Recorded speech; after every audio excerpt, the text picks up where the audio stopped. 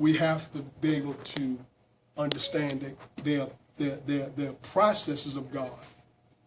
And the Lord wants us to deal with those issues or those muddy waters. You know, we have a God of history. How many know we got a God of history? If you look at the word history, it means his story. Mm-hmm. That's true. You know, it's a compound word. History. But how many know we got a God of history? He is very historic. Mm-hmm. The ancients of days.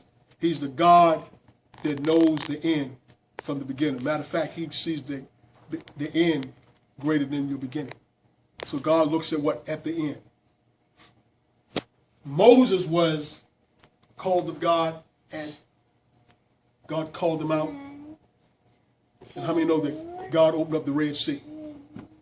When God called Moses to lead the children of Israel out of bondage, out of Egypt, there was a cry out. But at the same time, you never know who God's going to use. Joshua was faithful to Moses. Moses was a mentor to Joshua. He stayed close to Joshua. He was there to serve him, not to be a dictator or a spectator, but he was learning the ways of God through training. God was giving him some key things, but he didn't know that he was going to be the one to take God's people to the next level. I mean, when your time is over, it's over. Mm-hmm. It's when God put an assignment over your life, then God will remove you and he'll raise up somebody else. Mm. I don't know about you, that my task, my assignment is to pour into your life, to give you and hold nothing back, to give you what God has given you. And God wants to bring us out of the Jordan, because in order to go to the next level, there must be a washing. So here's God did a miracle when the children of Israel was facing a defeat. How many of you have ever felt like you were facing defeat, a failure? Mm. You ever felt like your back was against the wall? Mm-hmm. Yeah. Circumstances was totally chaos. Yeah. And then some people say, if ain't one thing, it's enough. Yeah. Yes, so true. After you come out one situation, something else rises up. Yeah. You ever been there? Yeah. Yeah. But if you ain't never been there, keep on living. But how many know that God can work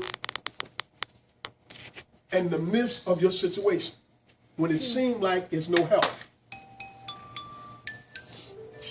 And here, God will respond to the cry of his people.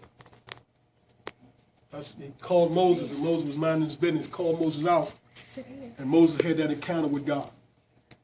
Y'all know the story, right? Mm-hmm. And Moses tried to make every excuse. Lord, I can't speak well. Yeah. God, I can't speak well. Now he's talking to God. God, I can't. God said, I made you. I made the dumb, made the blind, and you telling me when I call you out, mm-hmm, that you can't speak. So, you know, how many times we make excuses? Oh, yes. And when you called of God, most of us who called of God don't want the ministry. I never wanted this ministry, I'm being honest. Mm. You just don't run into it. It's got to be, God has to call you to the task. Mm-hmm. God has to call you to the assignment of the mandate.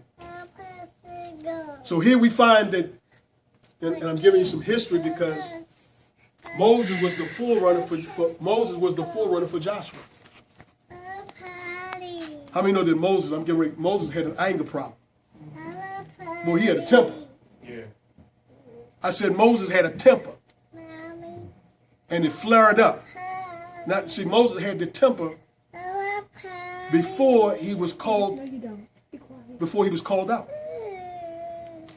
He was a Hebrew, right? And he seen one of his brothers being mistreated. And the Bible said that Moses defended He defended the Hebrew.